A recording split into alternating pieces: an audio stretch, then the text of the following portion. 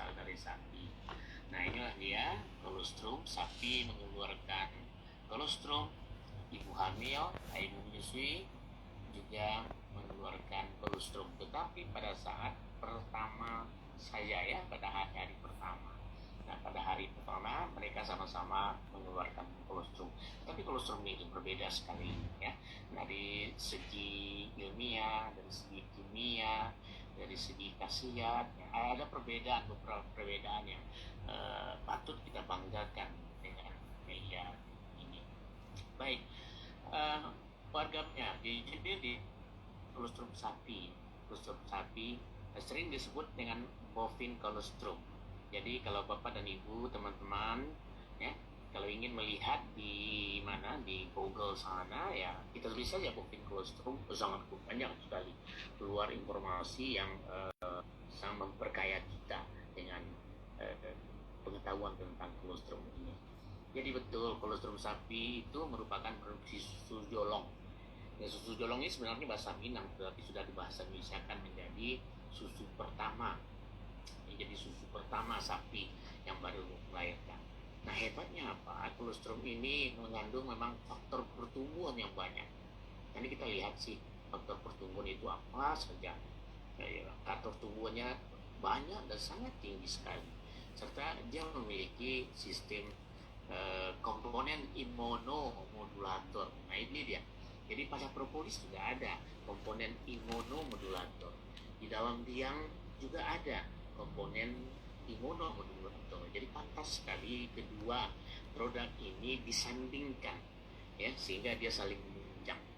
Jadi biang ini dia merupakan starter, jadi pemicu, pemantik. Nah, jadi ketika kita minum propolis, lalu kita juga minum biang yang berisi kolostrum. Nah, imunomodulator yang ada di sana pada biang itu dia merupakan pemantik. Dia akan memicu, mempercepat kerja imunomodulator yang ada pada propolis tersebut. Jadi memang sangat benar yang disampaikan oleh Bu Dokter ketika keadaan-keadaan tertentu kita diharuskan menggunakan propolis dan biang itu secara bersamaan. Ya. Nah, apalagi di zaman COVID tersebut sekarang. Ya, zaman COVID sekarang imunomodulator ini memang sangat diperlukan. Ketika sistem imun kita rendah, ya, imunomodulator ini akan bekerja mempertinggi sistem imun kita. Baik, jadi inilah dia. Warga Melia pasti sudah kenal dengan istilah namanya pituitary, ya, pituitary tertulis di kotaknya dan segala macam di iklannya pituitary. Jadi mungkin warga Melia juga, terutama yang baru mengenal Melia dan produk-produknya, kita tahu saja ini secara garis besar saja, ya, secara garis besar saja bahwa ada hipotalamus, kemudian kelenjar pituitari, ini dia kelenjar pituitari ini. Nah, jadi kelenjar pituitari ini kalau kita lihat di Melia ini dia berupa leader ini. Nah, leader untuk semua hormon, ya, karena dia bergerak, memicu, membantu, memanage, memperhatikan semua bakal-bakal hormon-hormon lain. Ya. Jadi ada satu hormon yang tidak benar, yang kurang dan segala macam, maka dia akan melengkapi semua.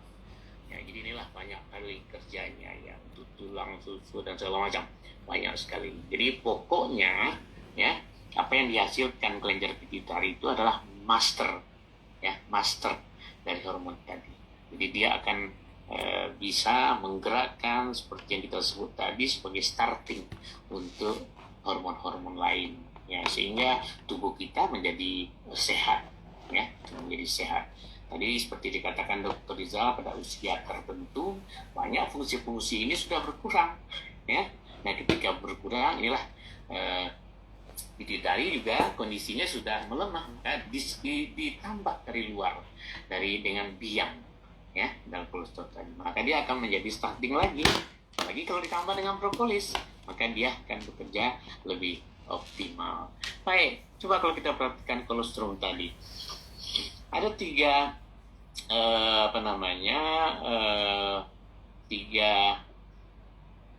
komponen utama yang ada di sana. Yang pertama, faktor-faktor nutrisi. Dia mengandung energi yang banyak. Nah, makanya penggunaan kolostrum tersebut itu sudah menambah energi kita, ya, menambah energi. Dan kemudian proteinnya sangat banyak sekali. Kemudian dia mengandung vitamin, termasuk vitamin K yang tidak ada pada propolis, tetapi pada kolostrum juga ada vitamin K. Kemudian hampir semua mineral, kemudian karbohidrat juga ada, lemaknya juga ada.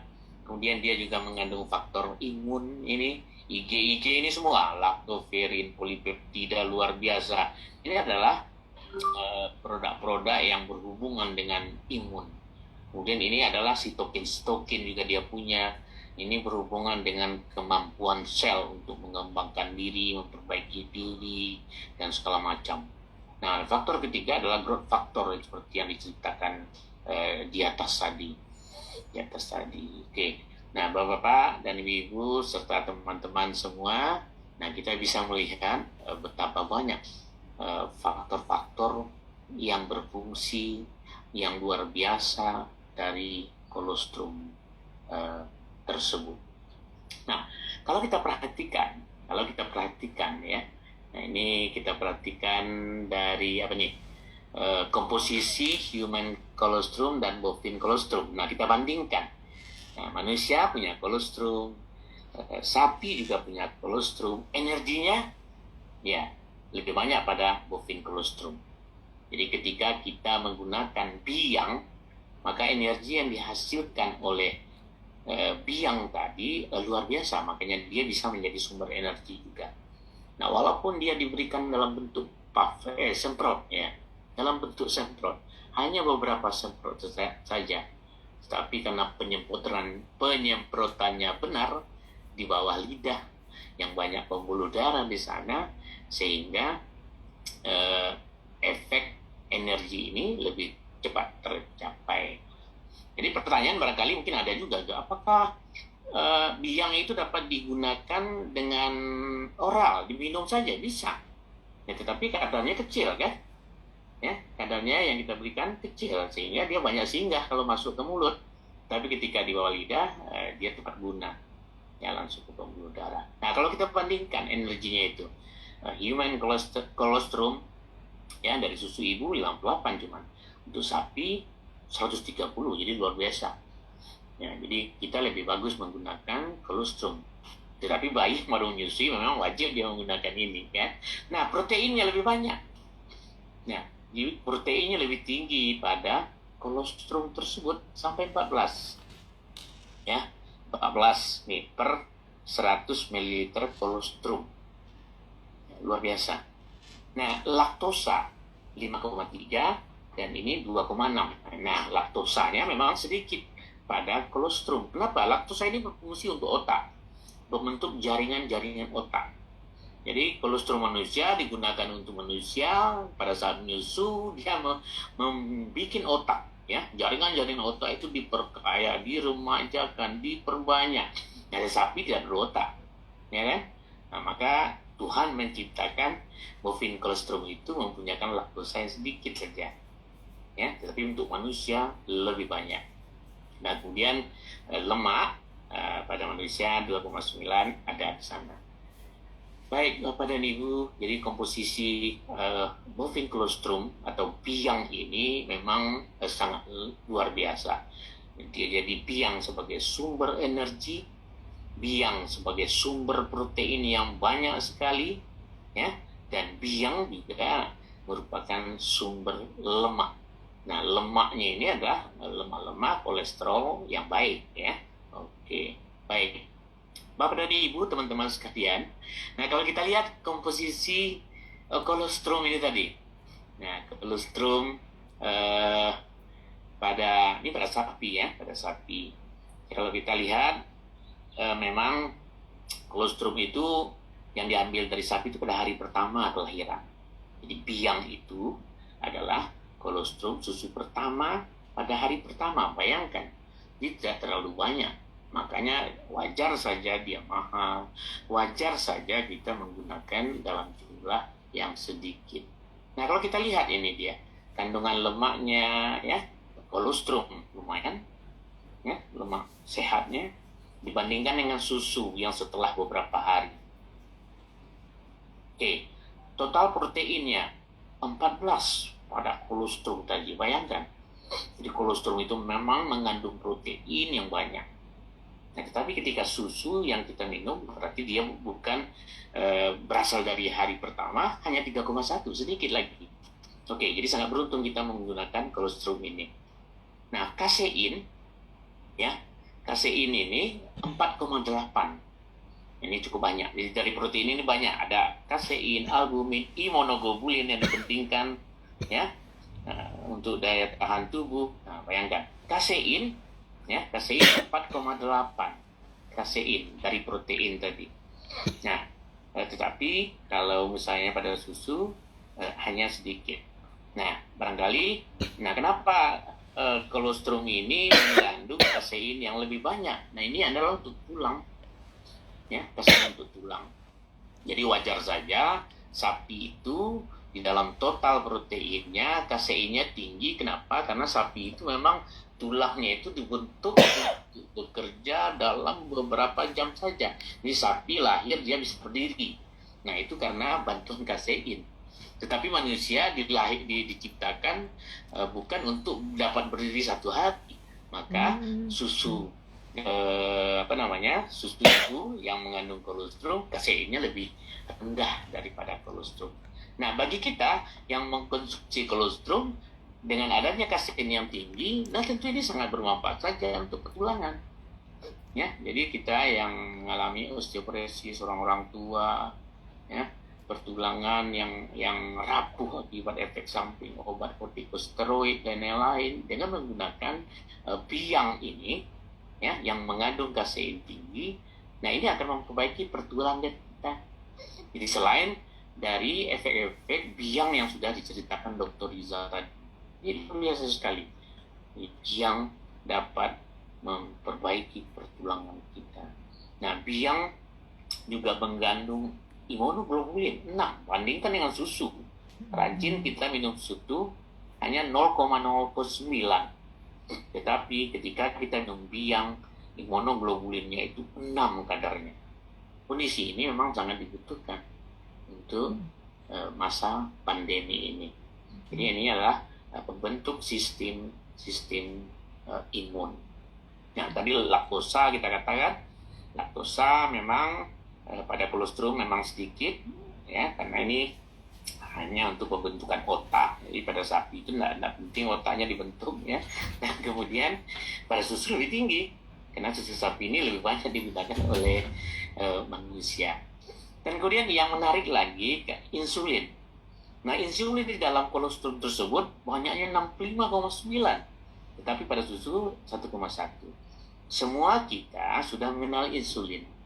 Insulin itu adalah obat yang berhubungan dengan penanganan diabetes mellitus. Jadi artinya apa? Ketika kita minum kolostrum, di samping efek-efek yang ada pada leaflet kolostrum tadi atau biang tadi, ternyata untuk insulin dia lebih bagus. Jadi sangat membantu sekali bagi orang-orang yang mengalami diabetes mellitus. Ya, mungkin diabetes mellitus tipe 1 dan tipe 2, ya, ini sangat diperlukan sekali. 65,9 dibandingkan pada susu yang hanya 1, ya, hanya 1. Bayangkan. Baik, jadi Bapak dan Ibu serta member-member sekalian, nah inilah kolostrum yang kita kenal selama ini sebagai biang, ternyata banyak sekali rahasianya. Nah, masing-masing komponen yang ada di sini ada jurnal-jurnalnya. Mungkin suatu saat kita akan membahas masing-masing jurnal yang berhubungan dengan biang atau kolostrum tersebut. Nah, saya sudah melihat secara sepintas saja bahwa apabila kita lihat di PubMed ini, ya, ternyata yang bercerita jurnal-jurnal tentang bovine kolostrum itu ada 3.775. Jadi sangat banyak sekali penelitian-penelitian tentang bovine kolostrum ini, ya. Nah, ini ada 3.775. Ini yang nomor pertama ceritanya tentang apa nih? Clinical application of bovine colostrum. Jadi terapi bovine colostrum, ya, secara klinis. Nah, ini artinya sudah penggunaan yang memang pada manusia ini ya, pada tahun 2014. Oke, jadi memang sangat luar biasa ya. Mungkin ada 3.700. Nanti mungkin kita pilih jurnal-jurnal yang top-top ya, yang sangat berhubungan. Kemudian jurnal-jurnal biang ini terutama yang sebagai starting point tadi saya sebutkan, sehingga dia dapat bekerja sama dengan propolis. Jadi dia memicu propolis sehingga propolis ini bekerja lebih dahsyat. Nah, ini yang kita coba-coba melihat nanti. Barangkali itu saja yang dapat saya sampaikan, Ibu Dokter. Mudah-mudahan pengetahuan ringkas tentang melia biang, terutama kolostrum ini, bermanfaat untuk kita bersama. Terima kasih, Bu Dokter.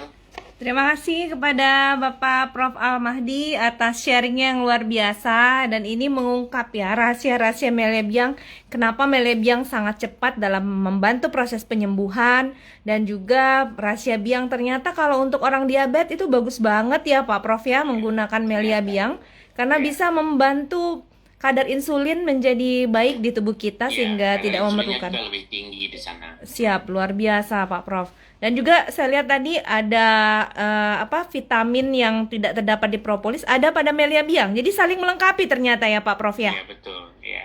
Vitamin K.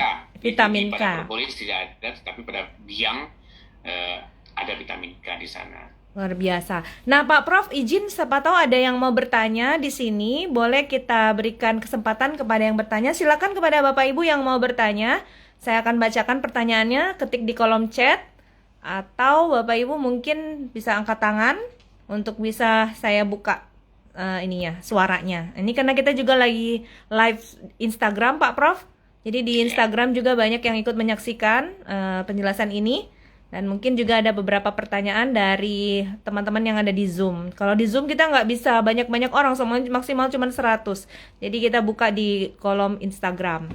Silakan kepada Bapak Ibu yang bertanya. Tadi ada yang bertanya tentang bagaimana penggunaan biang untuk kasus kecelakaan patah tulang, Pak Prof. Bisa dijelaskan Pak Prof, kira-kira untuk patah tulang seperti apa? Oke.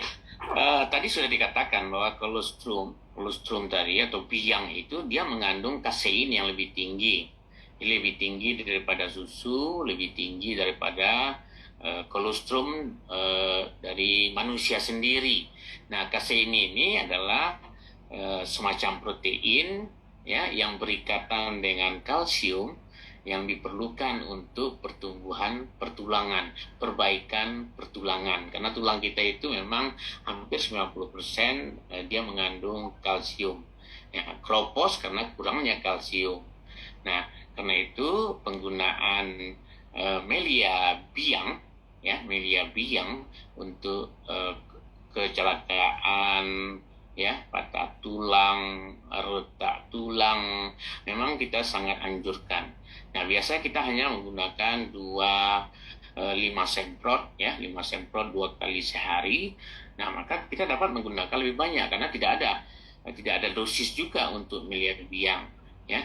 Komposisi dari melia biang kita hanya vitamin C. Vitamin C itu juga sangat sedikit di sana, artinya 10 semprot pun kita gunakan ya, nah dia tidak akan cukup mengasamkan lambung kita, artinya tidak akan berpengaruh terhadap gastritis atau mah yang ibu bapak ibu sebutkan ya.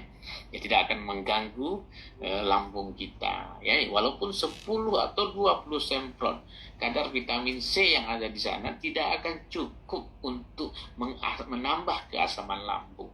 Jadi artinya aman untuk lambung. Nah, sementara itu kita sudah mendapat kasein yang lebih tinggi yang diperlukan untuk perbaikan renovasi tulang dari kita yang bermasalah. Nah, demikian mungkin Pak, siapa yang bertanya, Pak Sentos? Ya, ada teman-teman di Instagram Pak Prof yang bertanya. Terima kasih Pak Prof. Jadi sangat jelas sekali jawabannya. Ternyata melia biang memang mempercepat pertumbuhan regenerasi sel-sel tulang kita ya Pak Prof ya. Karena di situ terdapat kasein yang berikatan dengan kalsium. Jadi jelas dan saya kalau nggak salah Pak Prof memang pernah mempunyai testimoni sendiri karena waktu itu Pak Prof ada mengalami gangguan di tulang pada waktu mengalami ya itu Pak Prof ya ada musibah kecelakaan dan Pak Prof sampai tulangnya retak atau patah waktu itu Pak Prof? Retak ya. Retak ya?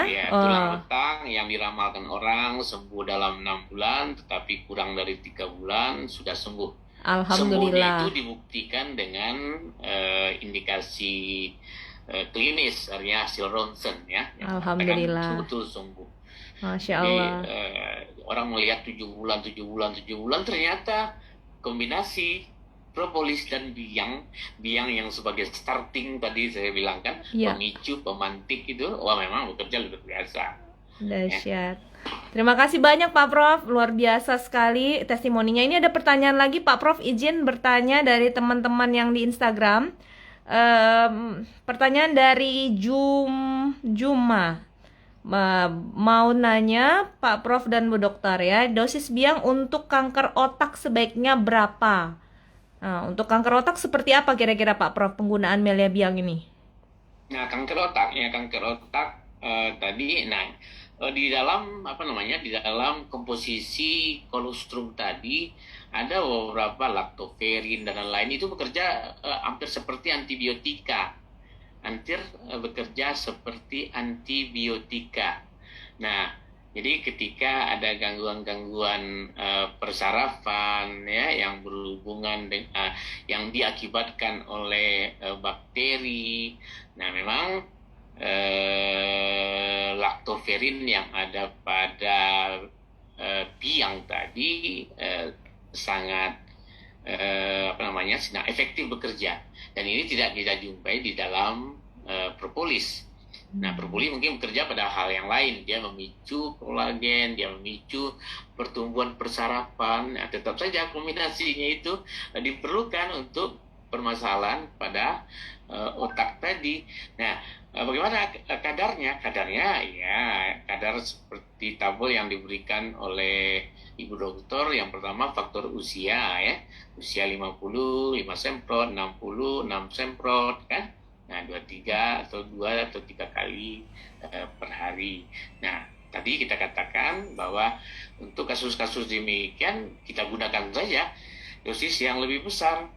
Nah, karena kemungkinan yang mengganggu secara umum tadi kita katakan adalah vitamin C. Tapi 20 semprot pun vitamin C yang ada pada Melia Biang tersebut tidak akan cukup menambah keasaman lambung ya, yang kita sanksikan dapat menyebabkan gastritis atau gangguan lambung lah pada umumnya gitu.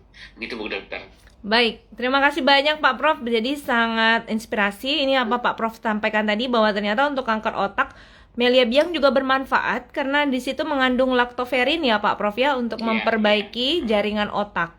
Jadi sangat dianjurkan ketika ada gangguan pada otak, apakah itu kanker otak ataupun stroke ataupun gangguan otak lainnya, bisa menggunakan biang karena mengandung laktoferin yang bermanfaat untuk regenerasi sel-sel otak. Terima kasih Pak Prof. Berikutnya pertanyaan ternyata banyak banget nih Pak Prof. Bisa minta waktunya nggak apa-apa ini? Ya, luar biasa, langsung bertubi-tubi masuk pertanyaan ini. Ini mau bertanya lagi, ini dari Gunawan. Ini tapi dia bertanya tentang propolis. Apakah propolis bisa menghalau cendawan atau fungi yang ada di tumbuhan? Nah, berarti tentu ini kalau propolis sudah terbukti ya Pak Prof ya. Kira-kira mungkin mungkin Pak Prof bisa jelaskan sedikit bahwa propolis ini memang sebagai anti cendawan. Ya, jadi begini. Propolis itu digunakan oleh lebah sebagai antivirus, anti jamur, anti bakteri, anti protozoa guna melindungi pupa-pupanya. Pupa ini keturunannya ya. Nah, keturunannya. Maka dia harus melindungi itu. Siapa yang merusak pupa? Yang sering, yang bandel, yang suka usil, mengganggu itu yaitu bakteri, virus, jamur, dan protozoa. Nah, protozoa apakah ia ada pada manusia, pada tumbuhan, pada tanaman? Ya, sama saja. Ya, jamurnya sama saja, virusnya sama saja. Nah, tinggal lagi barangkali namanya berbeda. karena dia ada di yang hidup pada tumbuhan mungkin namanya pito ya pangkalnya. Kalau dia hidup pada hewan, zook namanya. Nah begitu. Jadi bisa juga efektif digunakan untuk tanaman dan segala macam. Kecuali ya kalau dari segi dari segi biaya mungkin lebih tinggi. Nah tekniknya bisa saja kita menggunakan spray ya. Jadi propolis ini diencerkan sampai misalnya 500 kali. Nah, karena ada komposisi kan, satu tetes propolis sama dengan 500 jeruk. Ya, satu butir jeruk tersebut dia memiliki antivirus, anti jamur tertentu.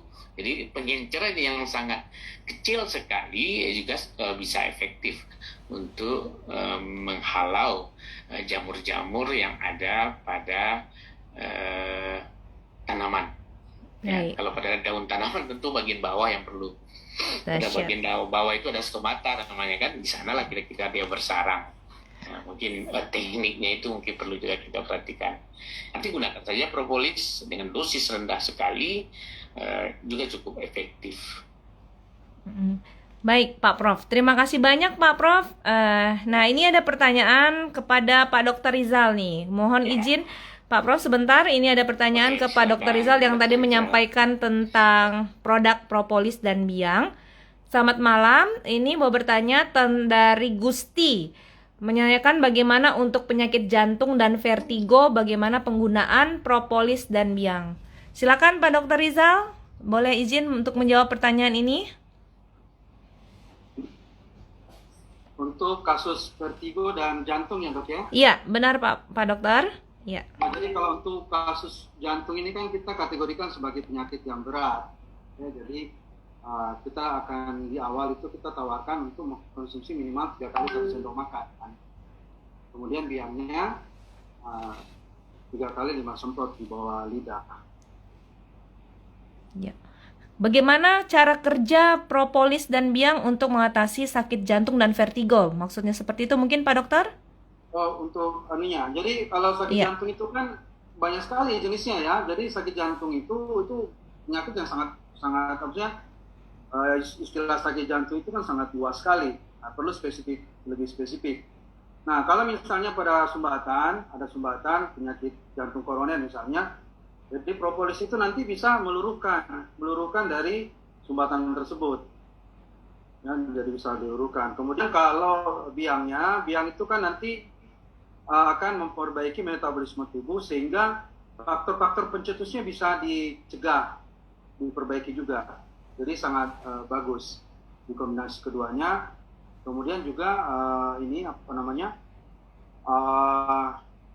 kalau kasus jantungnya untuk kasus yang lain juga tetap bisa. Jadi propolis ini memiliki banyak sekali kandungan yang bisa sangat fleksibel tergantung kebutuhannya apa tubuh kita itu. Baik. Sangat luar set Pak Dokter, luar biasa. Nah, ini ada pertanyaan lagi Pak Dokter, ini menarik sekali pertanyaannya tentang kesuburan. Pertanyaan dari Bapak Ismail ya. Pak Ismail menanyakan, Assalamualaikum, bagaimana penggunaan propolis dan biang seorang ibu mandul dan suaminya impoten. Nah, jadi terjadi gangguan kesuburan antara suami istri. Ibunya dinyatakan tidak subur dan suaminya dinyatakan impoten. Bagaimana kira-kira Pak Dokter? Ini seolah akan bisa teratasi ya. Yang penting nanti kedua pasangan ini mau mengkonsumsi propolis dan biang.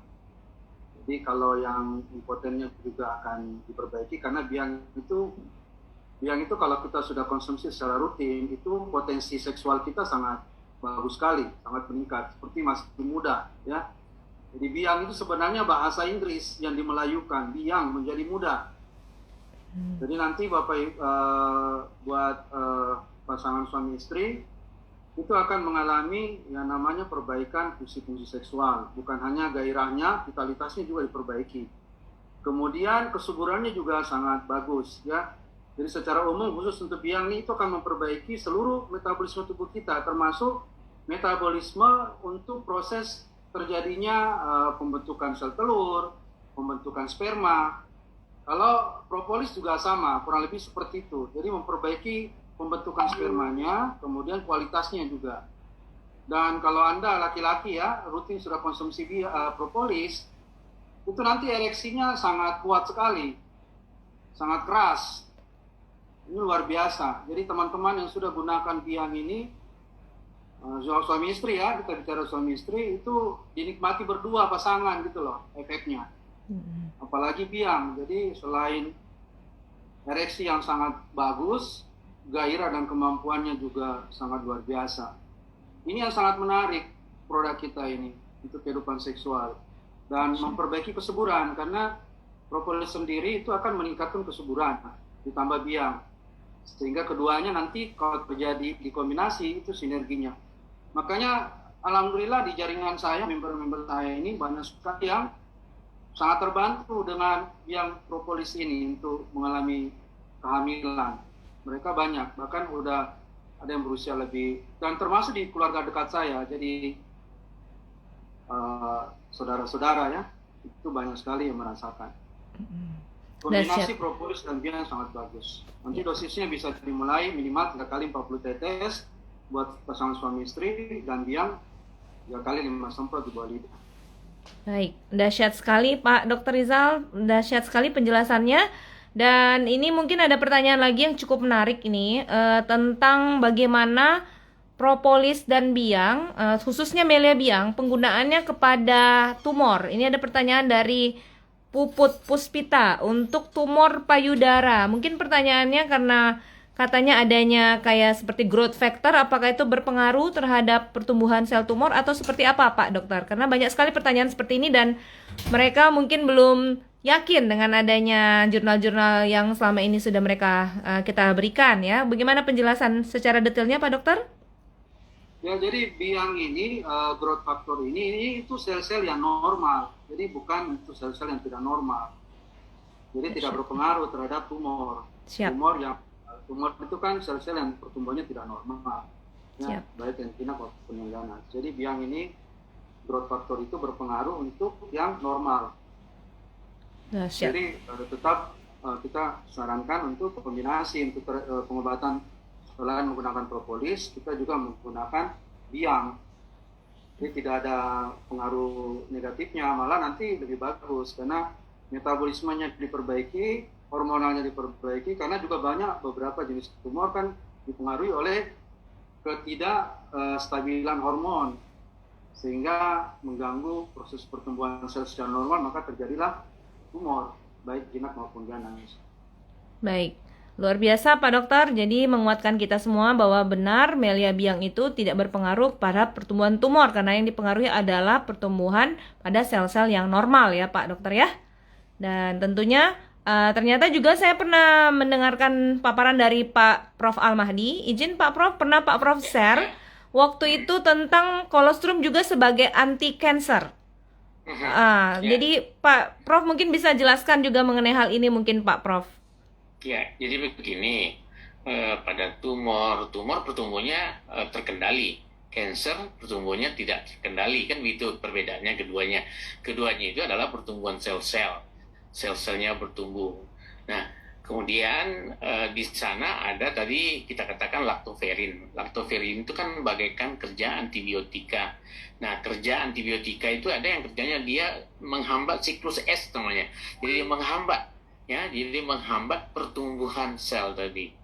Nah, kemudian dia bisa saja dia bekerja masuk ke dalam RNA atau DNA.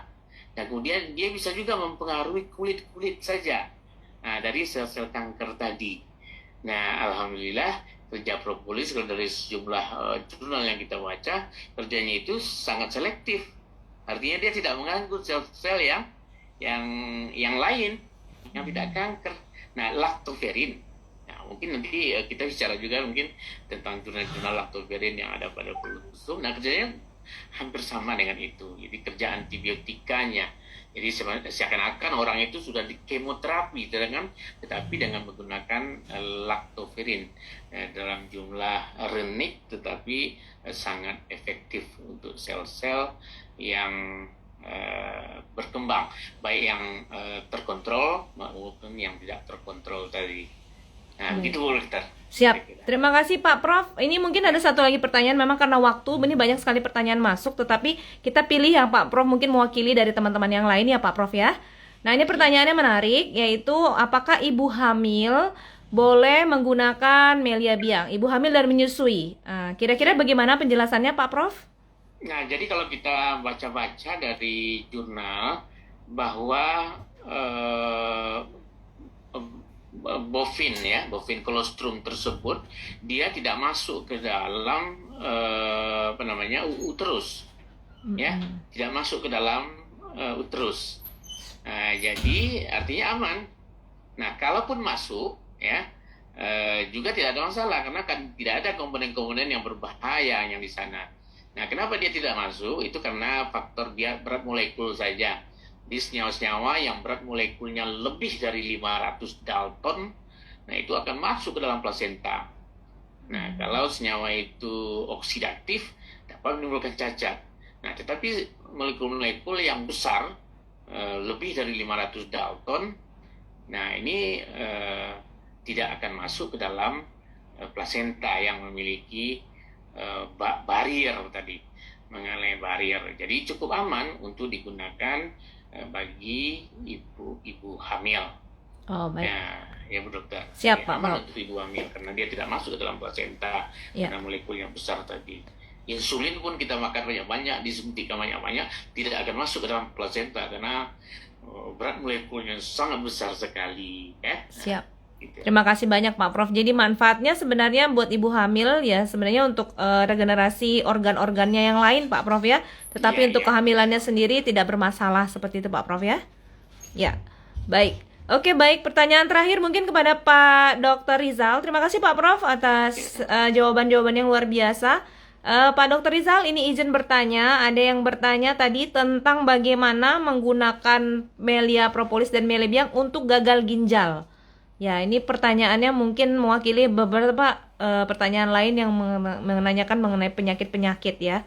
Nah, termasuk gagal ginjal mungkin yang sudah mengarah ke cuci darah begitu ya, Pak Dokter. Silakan Pak Dokter Rizal. Ya, alhamdulillah ya, kita banyak sekali testimoni bagaimana propolis dan biang ini kombinasinya itu menolong banyak sekali penderita-penderita yang CKD gitu ya, kronik. CKD. Jadi sangat bagus. Nanti propolis akan memperbaiki fungsi ginjalnya. Dan kalau diminum rutin, dikombinasi dengan biang, insya proses perbaikannya akan sangat bagus. Dan banyak yang tertolong, jadi malah sudah tidak jadi cuci darah. Ya. Ada yang tadinya cuci darah, akhirnya berangsur-angsur sudah tidak cuci darah lagi. Jadi itu banyak testimoni di pengguna minyak propolis kita dan kombinasi dengan biang. Siap. Terima kasih banyak Pak Dr. Rizal dan Pak Prof. Almadi. Semua yang disampaikan tadi berdasarkan jurnal ilmiah, semua based on evidence-based medicine, dan tentunya telah banyak sekali bukti dan testimoni yang telah kita temukan di lapangan. Bagi saya pribadi juga telah membuktikan banyak sekali hal-hal yang luar biasa. Ini sharing sedikit ya.